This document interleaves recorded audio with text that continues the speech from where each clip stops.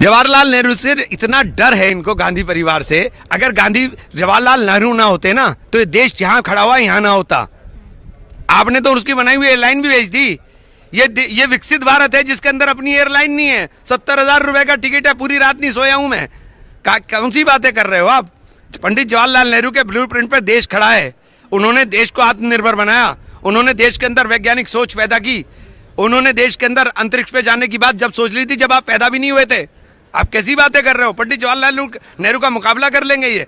और घुटने, अंग्रेजों के घुटने टिकवाए पंडित जवाहरलाल नेहरू, महात्मा गांधी ने, आपने नहीं टिकवाए थे।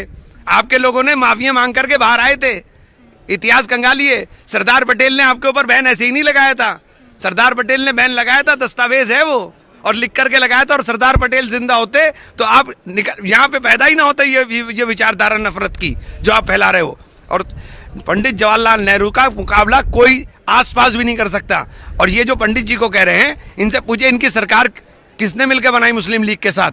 मुस्लिम लीग के साथ एक फजलुल हक की सरकार के अंदर कौन मंत्री था? डॉक्टर श्यामा प्रसाद मुखर्जी मंत्री थे। डॉक्टर भगवान दास सिंध के अंदर चीफ मिनिस्टर थे इनके, मुस्लिम लीग के समर्थन से। सरकारें तो मिलकर के आप बना रहे थे। सबसे पहले आपने टू नेशन थ्योरी की बात करी सावरकर साहब ने 1920 में। 1936 के अंदर मुस्लिम लीग ने उसी प्रस्ताव को पारित कर दिया। तो मिलकर के तो आप खेल रहे थे। हम तो आजादी के मतवाले थे, हमारे पुरखों ने तो फांसी के फंदों को चूमा है। हमसे जवाब करेंगे?